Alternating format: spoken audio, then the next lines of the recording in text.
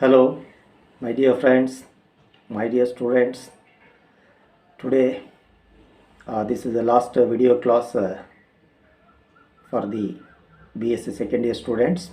A small part is left over, as you know, that is the vegetation of Karnataka. So, in the syllabus, phytogeographical regions of Karnataka mentioned. So, in that part, let us discuss about the various types of forests present in the Karnataka. In other words, vegetation of Karnataka. Okay, so let us start now. Yes, vegetation of Karnataka. So you know that our state Karnataka is rich with a vegetation to some extent. It is known that about 20% of our geographical area is covered by vegetation or the forest. In fact, for an ecological balance, a healthy environment, every area or a country or a state needs to have minimum 33% of vegetation. So still we are short of forest or the vegetation. So in order to fulfill that shortage of vegetation, the Social Forestry Department, Department of Forest, and even the Agriculture Department also working for that to enhance the vegetation in our state. Students, as far as the types of forests or the vegetation in Karnataka is concerned, there are 7 main types. One is called tropical evergreen forest, tropical semi-evergreen forest, wet deciduous forest, dry deciduous forest, mixed deciduous, scrub forest, and the last one is mangrove forest. So first one is tropical evergreen forests. Tropical evergreen forest, otherwise called as what? Rainforest. So as far as the name indicates, tropical evergreen. So you know that tropical region, our state or the country lie in that portion, tropical region. So there are some districts which have evergreen forest. What is the meaning of evergreen forest? As the name itself says, these are the forests enriched with evergreen trees. That means the trees have leaves almost all the seasons or all the time. At any season, if you visit the forest appears to be green because those trees and the plants present in the forest they have leaves all the time. In other words, the leaves are evergreen. They do not dry up. And of course, older leaves fall there. By that time, young leaves will be produced. So, in the evergreen forest, the amount of rainfall is more. So, therefore, there is a thick vegetation. In the evergreen forest, you will find almost all the types of vegetation. You will find small plants, shrubs, herbs, trees, even big trees. One important thing is that you will find stratification. That means various trees of different heights you can find in the form of layers. A green top canopy you can say very clearly. Another interesting thing is that in the tropical evergreen forest you will find epiphytes, what you know, vanda, bulbophyllum and all, the plants which grow on the top of other branches or the trees we can observe in these tropical evergreen forest. So you will have to remember in which districts of our state these tropical evergreen forests are found. So tropical evergreen forests are found particularly in the districts which almost near or have the coastal area. So Kodagu district, Dakshina Kannada, otherwise called Mangalore district, Chikmagalur, a part of Shivamogga, and Uttara Karnataka, Uttara Kannada, nothing but what? This Karwar district and a small little boundary of Belgaum also share these evergreen forests. Second one is semi-evergreen forest, otherwise called tropical semi-evergreen forest. A little difference is there between evergreen and semi-evergreen. In semi-evergreen forest, you will find both evergreen trees as well as deciduous trees. Deciduous trees means these are the trees which shed their leaves during summer, as you know that in order to reduce the rate of transpiration. the amount of rainfall is comparatively less. So the height of the trees also comparatively smaller. More tall trees you will find in the evergreen forest. So medium sized and medium tall trees are found in the semi evergreen forest. So again the districts having the semi evergreen are same. Karwar district, most part of the Shivamogga, Mangalore, Chikmagalur, Hassan and the Kodagu district. Moist deciduous forests. Deciduous forest, these are the deciduous forests. That means the trees shed their leaves during summer. For example, Tectona grandis and several other trees shed their leaves during summer. Some species of acacia shed their leaves during summer. So even though the trees shed their leaves here, the amount of rainfall is more. That means these forests they receive little bit more rainfall, and the number of months the forest receive rain is more than the months which face the dry period. So that is why these forests are called as moist deciduous forest, otherwise called as wet deciduous forest. The districts which have moist deciduous forests you can see.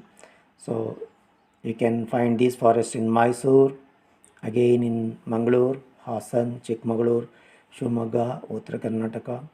And of course, even though it is not shown in the map, some areas, particularly Dharwad, Bellary. So here in Sandur we have, there you will find mixed deciduous forests in Sandur, taluk of Bellary district. So these are the major portions, but some patches may be seen in some other districts also. Then dry deciduous forests. Same thing, here also deciduous trees are there, but the difference is that the dry period is more than that of rainy season. That means compared to the moist deciduous forest, the amount of rainfall is lesser. So dry period is more than the wet period. That is why they are called as what? Dry deciduous forests. So most of the southern west regions of our Karnataka state have this dry deciduous forest. So Mysore, Mandya, Bangalore, some part of Tumkur, Hassan, Chikmagalur and even Shivamogga. So these districts have dry deciduous forest. Then scrub forest, otherwise called scrub jungles. Jungles means forest.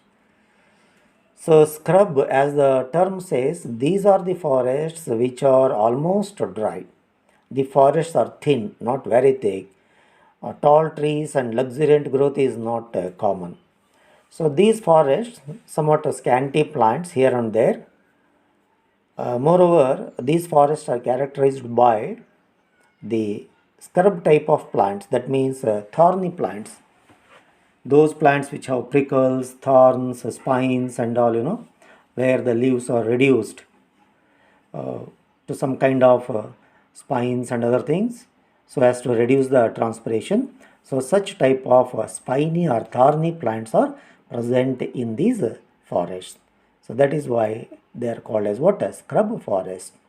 So of course our district, Ballard district, Dharwad, Raichur, Belgaum, Bijapur, some part of Gulbarga, Bidar, Kolar. So in these area you will find scrub forest. Here the rainfall is very less.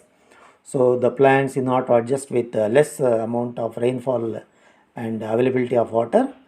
The plants have reduced their leaves to some kind of protective organs like thorns, spines, prickles and so on. And lastly, the mangrove forest, seventh one, mangrove forest. Mangroves you already know. Mangroves means halophytic trees. So the plants which live in salty water or salty soil are called as what? Halophytes. There are different types of halophytes, and the trees of halophytic nature are called as mangroves. So in simple meaning, halophytic trees are called as mangroves.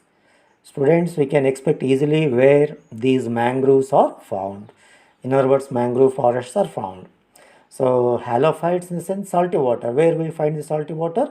Salty water is found only in the sea, that is seashore. So moreover, these are the trees. You cannot expect trees in the middle of the sea. So therefore, in the seashore area, that is where the sea join with the soil surface. So in that region, in between that salty water and the soil surface, where the marshy soil is present, that means the sea water is covered some 3 feet, 5 feet, like that. So that kind of marshy place, you can find the mangroves. So mangroves, you already know, we have studied in the ecological groups. They are characterized by vivipary, then what? Rhizophores, and also stilt roots. Stilt roots provide additional support because the soil in which they are growing is marshy. So in order to get some kind of support, these mangroves develop stilt roots. Vivipary, that is germination of seeds when the fruit is still attached to the mother plant. When the fruits or seeds fall down into the soil, because of more salty, they cannot germinate. So therefore, the seeds germinate in the mother plant itself. That seedling fall down, then it will establish the contact with the soil, and thereby it form the new plant. Rhizophores, respiratory roots. So the salty water less in oxygen. So therefore, some roots come out of the soil. They have special openings, pores, what we call nematodes, through which they respire. That means they carry out the exchange of gases. So this is how our state has got almost all the types of forests. So we are lucky enough. But the thing is, the evergreen forests and semi-evergreen forests are more worth compared to the other forest economically, then ecologically. In all respects, these forests are more worthier than the other forest. And as we are showing in the map, it is most part of these have this type of forest. As I said already, some patches of evergreen and semi-evergreen you may find in Bidar, you may find in Ballari, and also you may find in Dharwad and Belgaum. That is also possible. But major portions in these districts is occupied by scrub forest. Okay. So this is all about the forest or the vegetation of Karnataka. You can expect a 5-mark question. Then you can draw this map and briefly explain the forest. Okay. You have to mention where these forests are found and what are their important characters with few examples. Right? Okay. Well, students, so that's all about the environmental biology portion. So with this, everything is over. Okay. So this forests of Karnataka, what I said so far, you already carried out a small work with the help of a map in the practical class also. So hope you are very well aware about these forests of Karnataka. Okay. So everything is over. Now it is your work. You just go on working. Hope you are all doing well. You are at home and you are safe. So please make use of this valuable time for the preparation, not only for the botany class, for all the subjects, whatever you have. So prepare well, do well in the examination, coming examination, be strong, stay safe. I wish you all the very best. Thank you.